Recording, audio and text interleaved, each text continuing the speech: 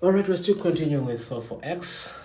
This time around, they said if function of x, the moment they say function of x, we know that we're dealing with functions, is equals to square root of x plus 2 all over 3 minus 3x squared. For which values of x is a, the function of x going to be a non-real number. So we know that if they're asking for the non-real number, we are going to look at this square root here. So in this particular case, we are looking at the numerator, right? And our numerator, what happens for something to become a non-real number?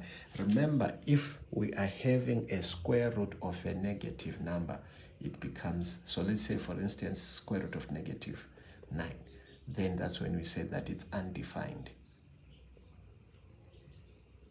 right? But in varsity, this and what we call undefined, we call it a complex number.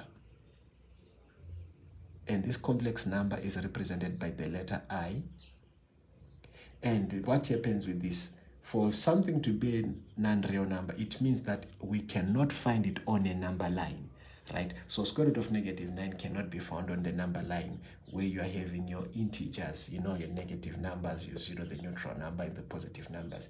This number cannot be found. That's what makes it to be non-real. So we are asking here, so in order for us to solve this, in other words, we're simply saying that this x plus 2, this x plus 2, it has to be less than 0. That is what will make it to be, what do you call this?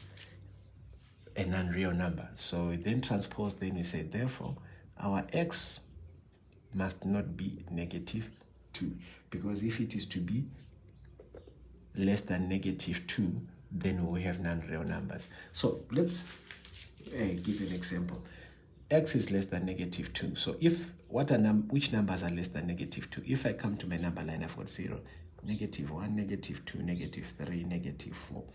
So my negative 3 from here going this direction, these are the numbers which are less than negative 2. So if I'm to take, I say square root of negative 3 plus 2, it will give me what?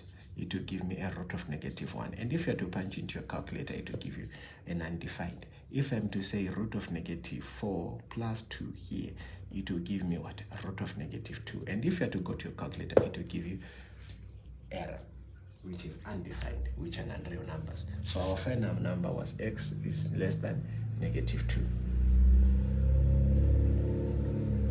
Okay. Then B, they wanted us to talk about when is the function of x undefined. When is it undefined? So let's first start by talking about undefined. If we go to simple fractions and I say 7 divided by 0, punch your calculator, it will give you undefined, meaning to say an error. So since this is a fraction that we have here, when do we end up having a 0 here? That is the question which they are asking. So in order for us to do that, to get that, when is this denominator a 0, we say 3 minus 3x squared, which is equal to 0. From there, what am I going to do? I'm going to transpose, then I have 3 which is equals to 3x squared here. From there, what am I going to do? I divide by 3 there, I divide by 3 there. Then I've got 1, which is equals to x squared.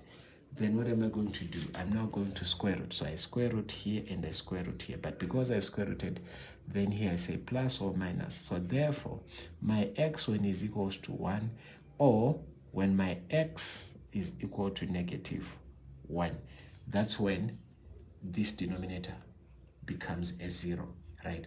Therefore, making this entire fraction undefined, right? You can take these values and then plug them here where there is x and punch the entire thing, and it will give you undefined. All right.